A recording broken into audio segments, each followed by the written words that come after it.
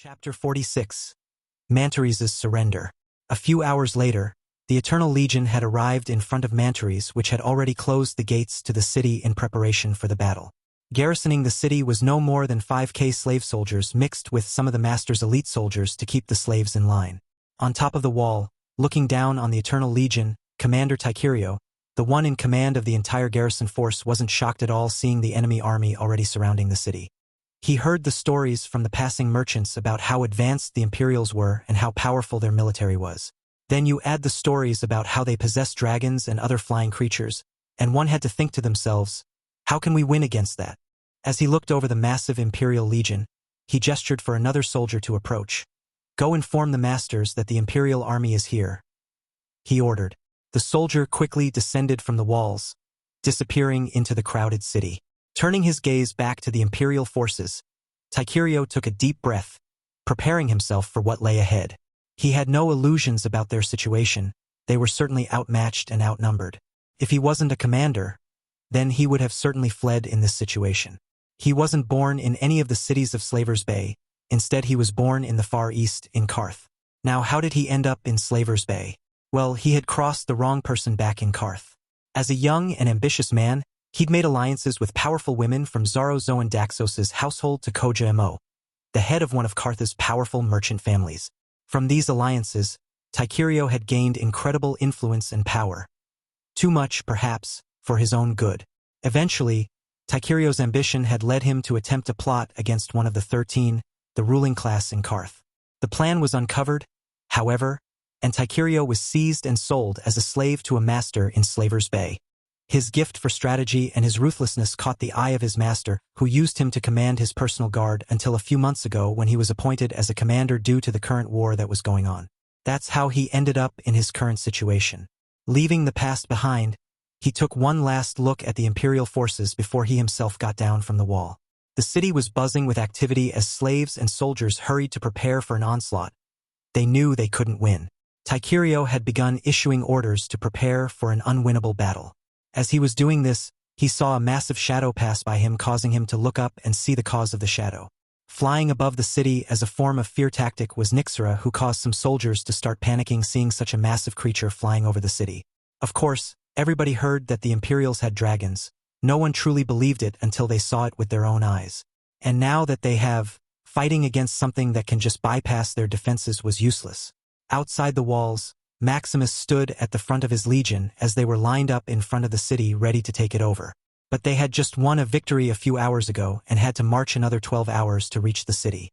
As much as he knew they were eager to fight, he also knew the advantages of having a well-rested army. But if his plan was successful, then they might not need to fight any battle. Set up camp, he ordered as the legion began to unload their supplies from the carts and set up their camp.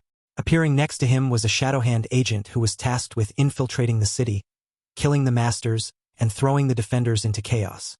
Your Excellency, we have successfully infiltrated the master's manor, and will wait until morning to kill them. Maximus nodded, gazing back at the city walls. Very well, he replied. We will wait until dawn before launching the attack. The masters will likely expect us to act immediately, and we will use this to our advantage. A few hours later it was well past midnight, and the slave soldiers had kept a tight watch on any movement outside of the wall. The masters didn't believe that the Imperials would wait until morning to attack, so they forced the soldiers to stay on guard for the entire night, depriving them of the much-needed sleep that they would need for the morning battle. Tycherio tried to tell them that they should have soldiers man the walls on shifts to ensure that everybody got enough sleep, but the masters ignored his suggestion and simply said that if the soldiers want to eat, then they can stay awake protecting the city for as many hours as they need them to. Tycherio was used to this type of response from powerful people who didn't know the limits of a person or the effects of the conditions that are thrust upon them. And there were too many of the master's spies within the army for him to take matters into his own hands. So all he could do was obey them. As dawn broke, shadowy figures were sneaking around the master's manor as they enjoyed their breakfast with their families. One master was in the middle of talking with his wife as their very throats were slit. This scene occurred at each of the master's manors until all of them were dead. Within his tent, one of the Shadowhand agents appeared in front of Maximus kneeling. Your Excellency, the mission is complete. All the masters within the city are dead. Excellent, replied Maximus, standing up from his chair and proceeding outside of his tent. Everybody was already lined up and ready to take the city, with the defenders already in position ready to repel the Imperials despite their fatigue. Tycherio was already on top of the wall, preparing for a battle that he knew they couldn't win. Once Maximus ordered the attack to begin, the cannons were the first things fired, striking the walls of the city. The Imperial Air Force flew above, taking care of the soldiers on top of the walls, while the elf spearmen moved forward, protected by a barrier which deflected the enemy's arrows. Tycherio was actively shouting orders amidst the battle when he heard the news. One of his lieutenants, face ashen and voice trembling, reported the slaughter of the masters. The realization hit him like a punch in the gut, and he nearly fell to his knees due to a nearby explosion that rocked the wall. The masters were dead, and the chaos that would follow once the slave soldiers found out would be anarchy. So, he decided, raise the white flag. He ordered, his voice loud and clear. His lieutenant hesitated, his face frozen as he looked at his commander. Raise it, Tycherio yelled again. The lieutenant nodded grimly, grabbing a nearby white cloth, hastily tied it onto a spear and raised it high above the city walls. They were surrendering. With the masters dead, they no longer had control over the slave soldiers, and they couldn't stop him from doing the right thing. As soon as the white flag was raised, the Imperial cannons ceased fire while Nyxera and the Imperial Air Force hovered over the city as a reminder of their capabilities. Maximus watched as the white flag waved atop the city walls. A victorious smile appeared on his face as he turned to his legion, raising his hand signaling them to hold their positions. He watched as the city gates slowly opened, allowing him access into the city. Inside the city, Tycherio descended from the wall and walked towards the open gates. His soldiers parts before him, their eyes wide with fear and uncertainty at this decision taken by their commander. As he neared the gate, he saw a group of people approaching wearing full-plate dark armor. These were the Black Guard of Nagarond, who sent chills down Tycherio's back. I have been sent in place of His Excellency to discuss terms, said the lead figure. Though his voice was muffled by the metal helm that obscured his face, there was an inherent authority to it. The man was tall and imposing, his armor adorned with intricate symbols of power and prestige. My name is Raylar Blackthorn. Tycherio swallowed hard. It was an effort to keep his voice steady as he replied, I am Tycherio, commander of the city's army.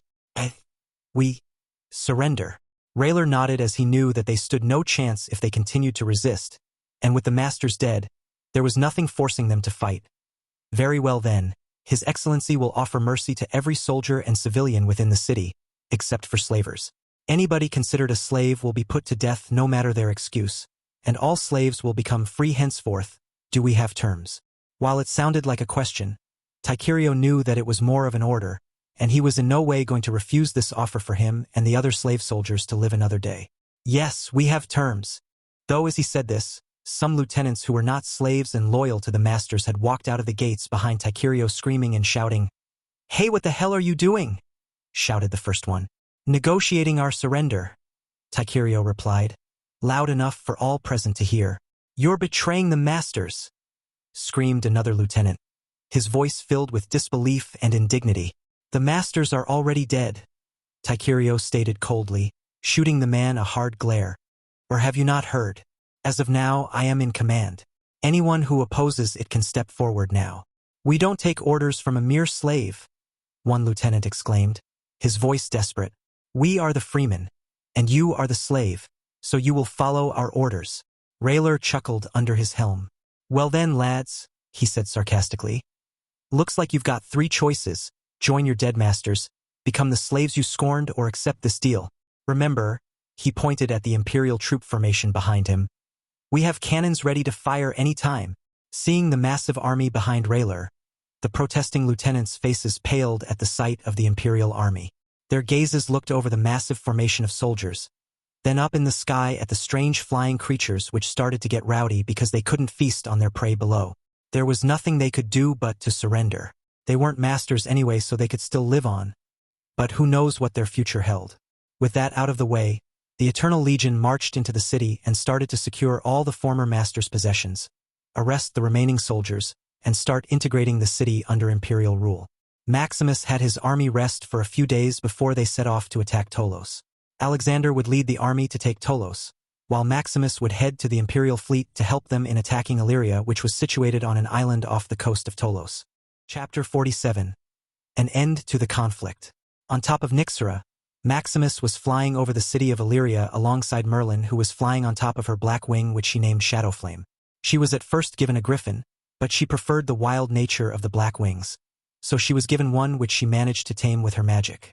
Below, the city of Illyria was surrounded on all sides by the Imperial fleet, cut off from the outside world and from receiving any supplies that it needed to survive a long siege.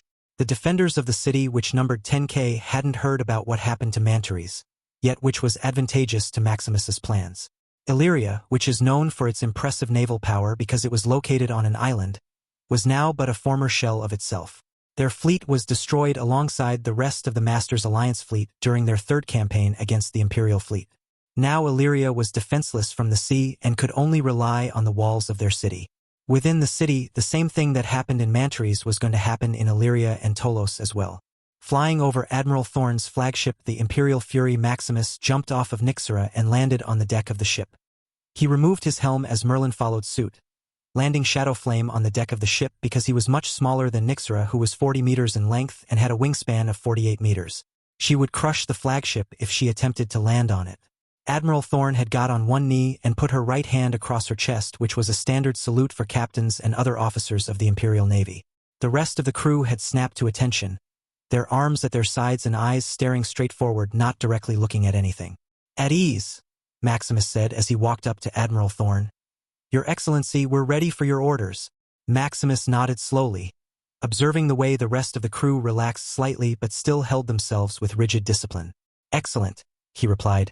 "The Shadowhand agents are already infiltrating the city and killing the Masters.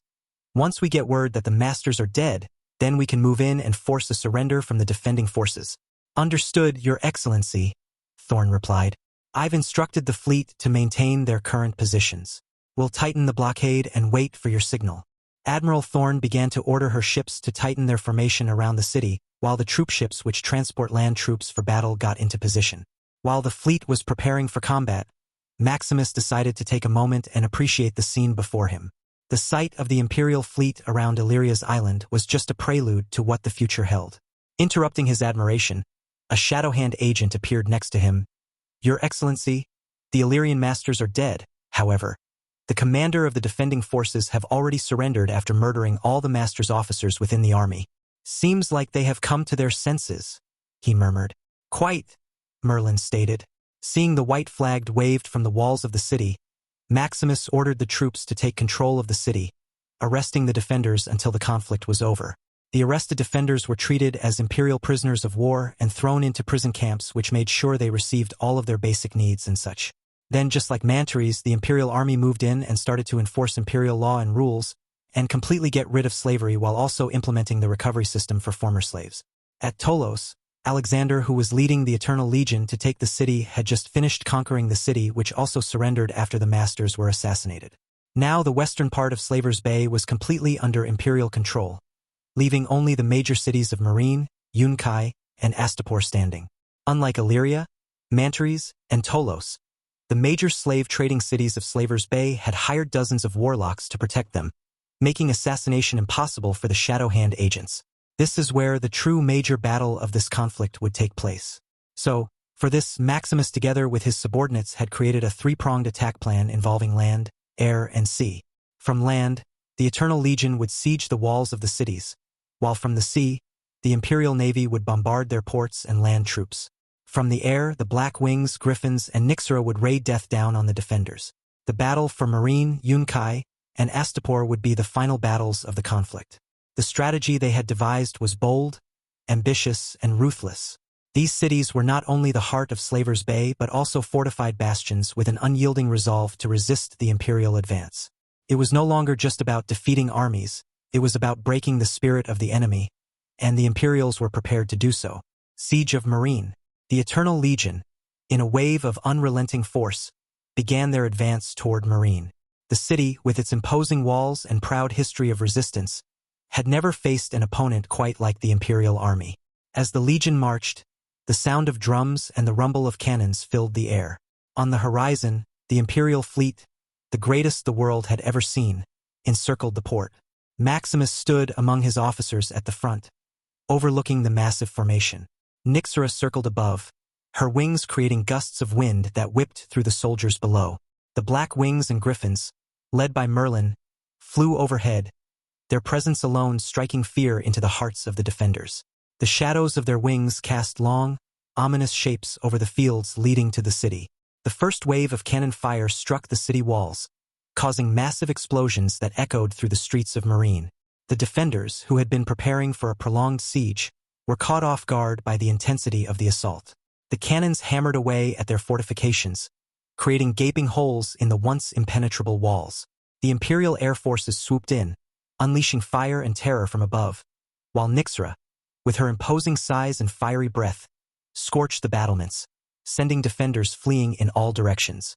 From the ground, the Eternal Legion's infantry began their charge. Elf spearmen formed ranks, using their shields to block incoming arrows and missiles, while the heavy dwarven infantry pressed forward, the massive siege weapons giving them an advantage against the crumbling walls. The defenders of Marine, once confident in the warlock's power, were now realizing that their magic could not hold against such overwhelming force. Marine had long prided itself on its ability to resist invaders, but this battle was different. The warlocks, though still holding some ground, were retreating into the heart of the city, where they could no longer project their power effectively. It was only a matter of time before the gates would fall. As the final blow to the gates came, the city's defenders realized their position was untenable. Alexander's voice echoed across the command center as he ordered the final charge into the city. The Imperial witches targeted the enemy warlocks, while any remaining defenders who tried to fight were killed. Those that surrendered were shown mercy, and any warlocks captured would be brought back to Heaven's Reach and interrogated.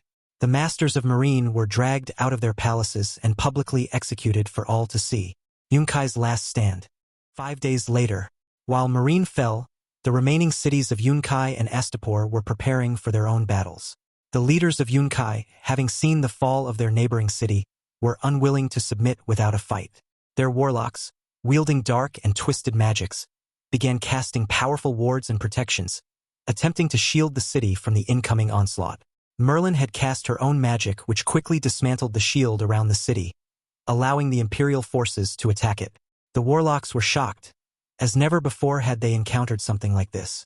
Their magic was dismantled in an instant as if it was nothing.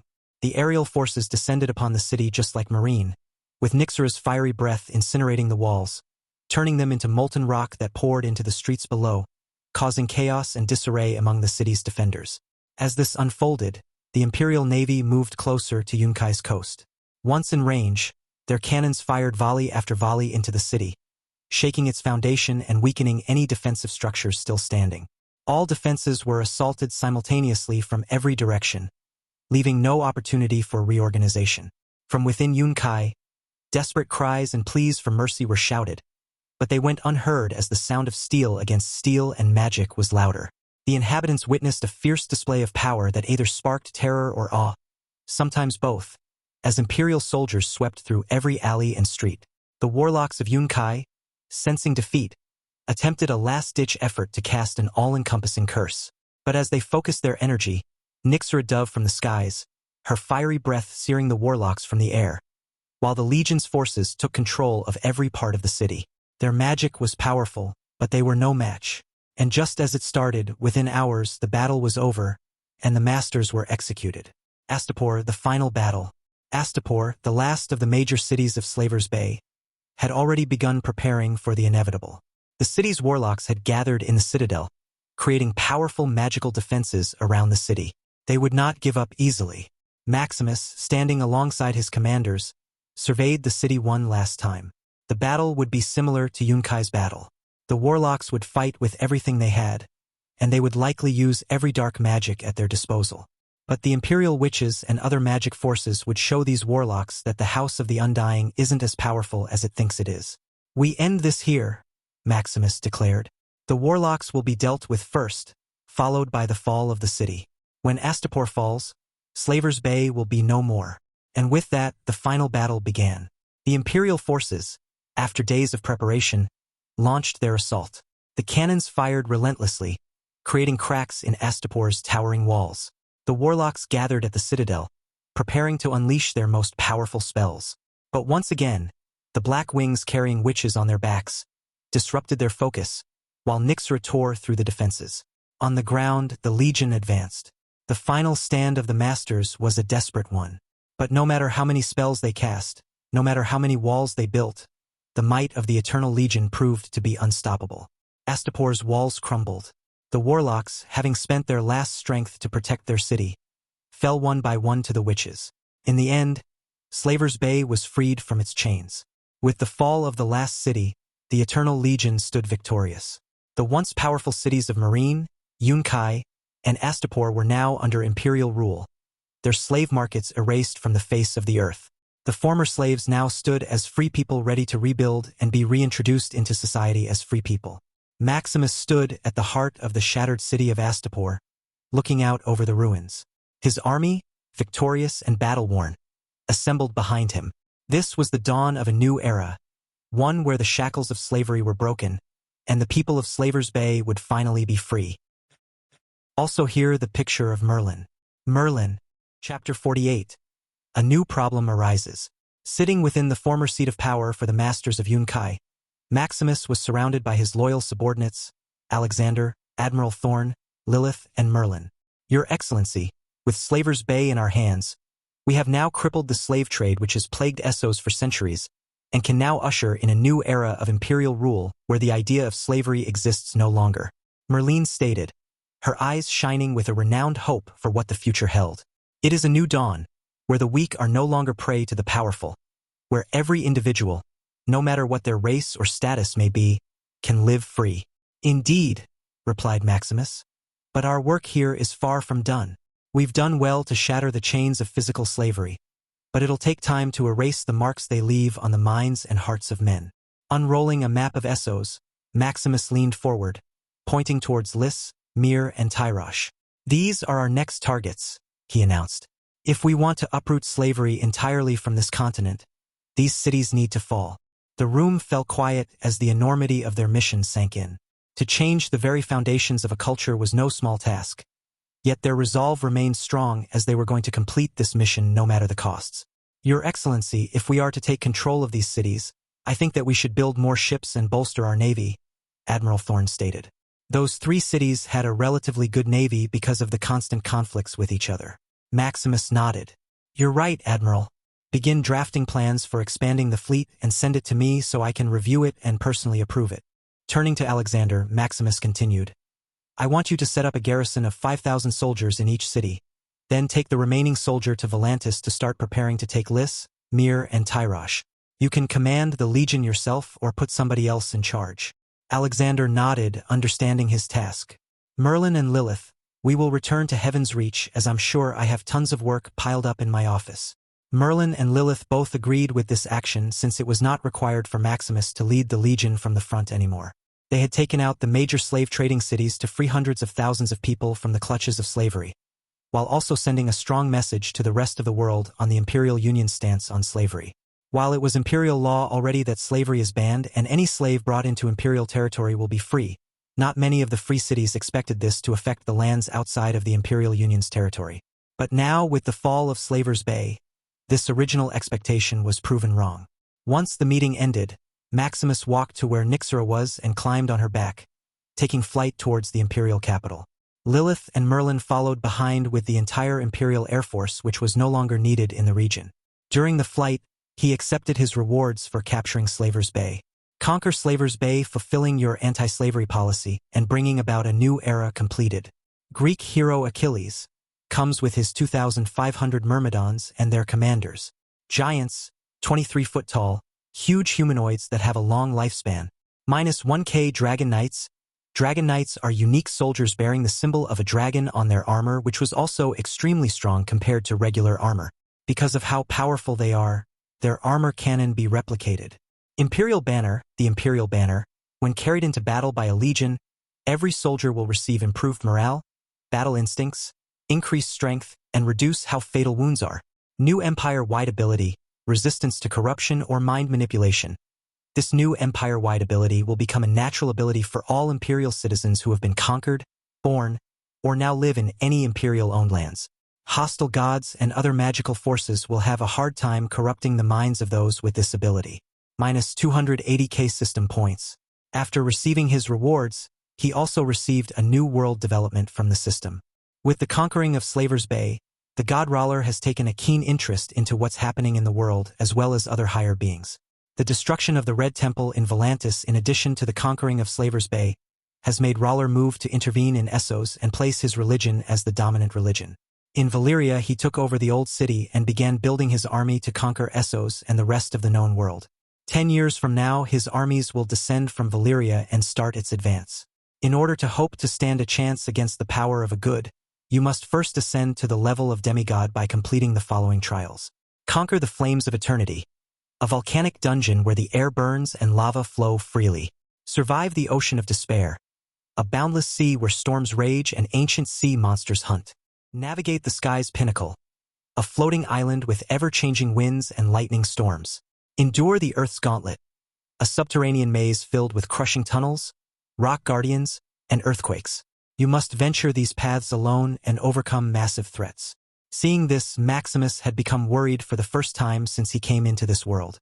Sure, he could conquer a city with ease now, but beating a god was not something that he ever imagined himself doing, nor was ascending to a demigod level. But if he must do these things in order to protect his empire and his own life, then he had no choice in the matter. Alexander began to carry out his mission, setting up 5,000-man garrisons in each city and appointing a suitable officer as commandants. In this sense, a commandant was something that Alexander created for an imperial officer in charge of a city's garrison.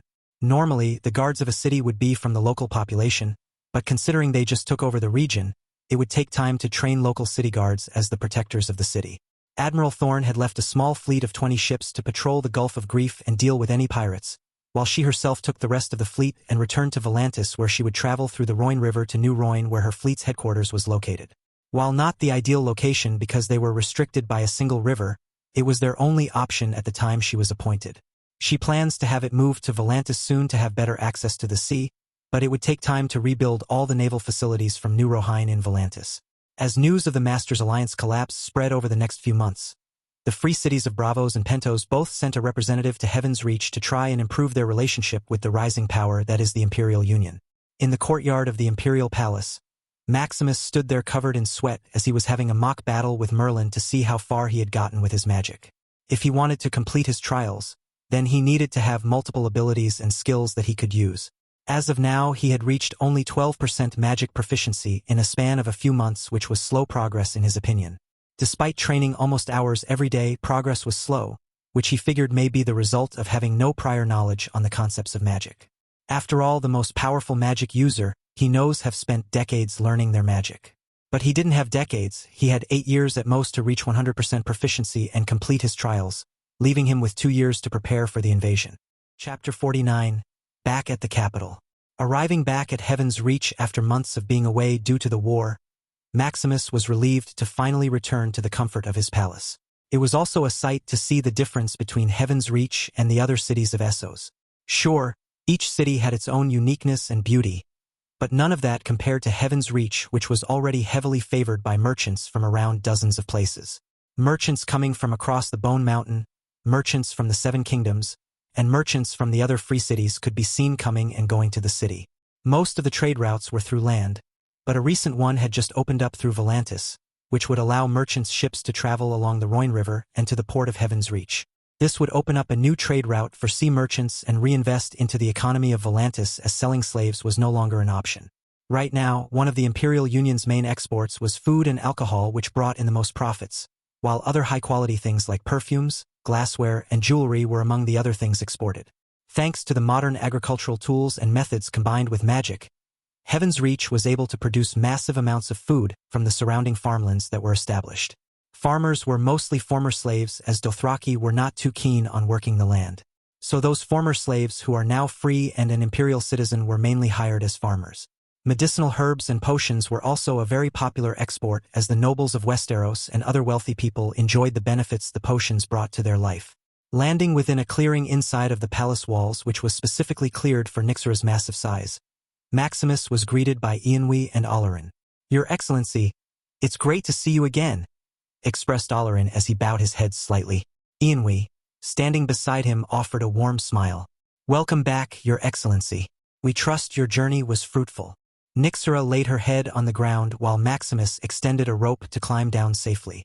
Despite her head laying on the ground, she was still massive, requiring Maximus to climb onto and off of her back via rope. Once he hit the ground, he rubbed his hand on her neck, feeling the connection the two of them shared. Nyxera continued to lay down, feeling the soft touch of her lord, her eyes half open as she enjoyed the attention. As Maximus stopped, she kept lying on the ground while the Imperial Dragon Tamers came to take care of her. She trusted them only because Maximus trusted them, so she obeyed what they said to an extent that it was reasonable. "It's good to be back," Maximus replied as he handed his sword over to one of the palace maids, who was in charge of taking care of his weapons. Next, his armor was removed, leaving only the clothes he wore underneath, which was a simple, finely tailored tunic adorned with the sigil of his house. He stretched, feeling a rush of relief as the weight of the armor was removed from his body. He didn't wear full-plate armor, but pieces of armor that could be easily attached and removed from his body. "What's changed since I left?" Maximus asked as he started walking into the palace. Ianwi and Alarin followed him alongside the palace Imperial guards. "Well, since you left, the dwarves have finished creating the magic train about 2 months ago, alongside the tracks that would provide the path for the train to follow. As of now, the magic train has attracted positive attention from the public, and the people continue to praise you for this godly creation. But I made sure that the dwarves got the popularity they deserve and the credit on your behalf." Alarin explained as detailed as possible. "Good," Maximus replied. "Credit should always go to those who actually invented it rather than those who were just on the sidelines." While it was true he funded the dwarves, the idea of magic trains might not have been possible this fast without them. Tracks have already been laid out throughout the city, to Viz Duthrak, New Roin, and various other places. We are still constructing the tracks from New Roin to Volantis and eventually the new cities which have been brought under Imperial control. Maximus nodded in satisfaction at this news, since it would allow for faster transportation between the cities. Ianwi chimed in next. "The population of the city has reached 2 million registered residents in addition to thousands of unregistered people moving here from various other places. I already put out an incentive of military service being the quickest way to earn citizenship for those born in places outside of our controlled land." Ianwi reported. 2 million. Maximus said out loud, as that number was surprising for a city during this time and in this world. Such a staggering number of people meant that Heaven's Reach had effectively become the heart not only of his empire but of Essos itself. For some empires or kingdoms, it might sound like a logistical nightmare to manage such a large population, but thanks to careful planning and continued expansion of the city and development of the surrounding lands, the city did not suffer from any food problems. But there was another problem. With this massive number, unemployment has also risen, with many jobs being filled swiftly due to the efficiency of the automated systems and magical constructs we've introduced. Ianwi continued. While the citizens are well-fed and sheltered thanks to the imperial welfare system, there is unrest brewing among some of those who are unable to find meaningful work. "Idle hands, as they say. Idle hands indeed," he murmured, thinking aloud. "This could become if left unchecked." Alarin stepped in, his staff slightly tapping against the marble floor. "It would be wise to create additional avenues for employment, Your Excellency. Perhaps expanding infrastructure projects or fostering new industries. It could also be an opportunity to integrate more cultural events or festivals, something to keep the people united while providing jobs." "I agree. Let's also create more large-scale projects to keep transforming the city. Additionally, set up an exploration guild to hire people to explore the land to the far east alongside any land in Essos that we have not discovered. We still have the Basilisk Isles to the south of Slaver's Bay and the islands of Ibn to our north," ordered Maximus. He had been putting off the exploration of these places for some time. Ianwi nodded thoughtfully. "A wise strategy, Your Excellency. This will create hundreds, possibly thousands of more jobs and increase our exploration capabilities." "Make it so," he commanded as they climbed the spiral staircase leading to the central council chamber. This is when Alarin remembered another topic. "Also, Your Excellency, those lords from the 7 kingdoms sent represent their king have been wanting to see you for months now and are getting more eager by the day. Though I know for a fact it's just to see what type of person you are and see what they can try and leverage from you." Maximus thought for a moment as he sat down. He was at the top of the hierarchy when it came to the Imperial Union, and the power of the 7 kingdoms was not too weak to challenge him. Allowing them to even think that they can try and find a weakness within him would be a dangerous precedent to set. "It seems the wolves of Westeros are sniffing at our doors, hoping to find a crack in the walls," he said aloud. "Do we know which lords they've sent, Alarin?" Yes, Your Excellency. Representatives include Lord Mace Tyrell from Highgarden and Ser Davos Seaworth, seeking to strengthen economic ties and study our strength and weaknesses. And what have they stated their purpose is? Maximus asked. While their official reason is diplomacy, Ianwe interjected, his arms folded behind his back. It's clear they aim to understand the Empire from within. They wish to gauge our defenses, resources, and political structure, likely with hopes of either future alliances or potential leverage against us. Maximus leaned back in his chair as he thought about this for a moment. He wanted to keep them guessing, never getting a face-to-face meeting with him, but allowing them to speak to his subordinates as they were officially here representing the Seven Kingdoms. In the end, he decided to do just that. He believed that both Olorin and Ianwe knew what they were doing, and he trusted them to handle this matter as they saw fit, ensuring the Empire would gain benefits from dealing with the Seven Kingdoms. Chapter 50. 4 Teachers. 1 year later, 289 AC. Since returning to Heaven's Reach, Maximus has been focused on dealing with the more day-to-day operation of his empire, which mostly consisted of signing papers. He was the highest authority in the Imperial Union, but most things were delegated to certain individuals such as Olorin and Ianwe, who were granted the authority to act on his behalf. Alongside this, every day in the courtyard of his palace, he would spend several hours practicing magic with both Merlin and Lilith, or some days Olorin and Ianwe. By learning from 4 different teachers, he could learn a great deal from each of them, including their distinct styles, philosophies, and techniques, so that he can have a cohesive and formidable mastery of magic. Merlin emphasized the ancient, elemental forces of the world, teaching him to mold fire, earth, wind, and water as easily as one might shape clay. Lilith took a more cerebral approach, focusing on the nuances of magical theory and manipulation of the arcane weave itself. She claimed that true power lay in understanding not just what magic could do, but why it worked. Olorin's guidance was rooted in wisdom and restraint.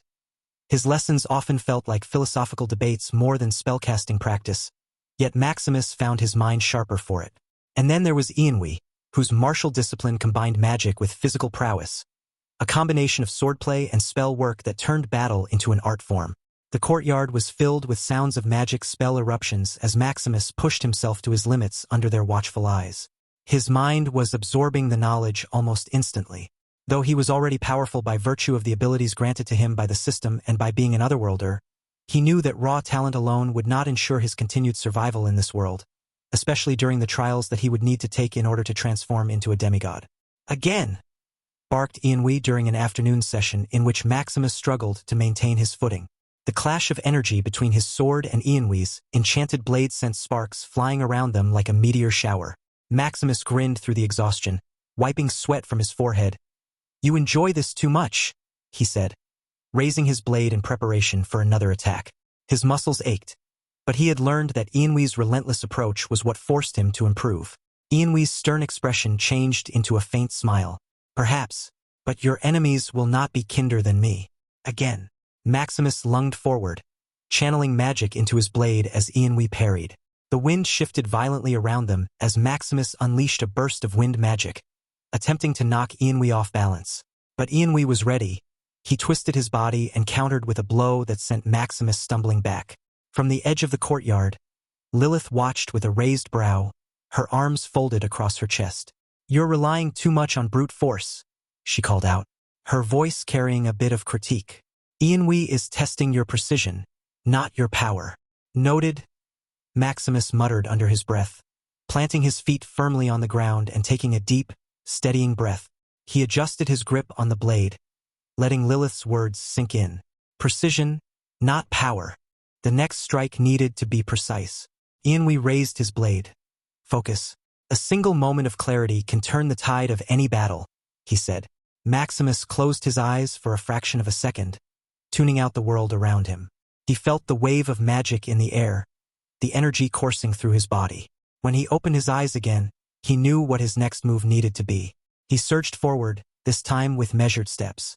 Ianwe moved to intercept, but Maximus feinted to the right, twisting his blade at the last second to send a wave of fire toward his opponent. The flames slightly hit Ianwe's armor, forcing him to pivot. Seizing the opening, Maximus followed up with a precise arc of lightning, his blade crackling with energy as it struck. Ianwe deflected the blow, but barely. His expression shifted to one of approval as he stepped back, lowering his weapon.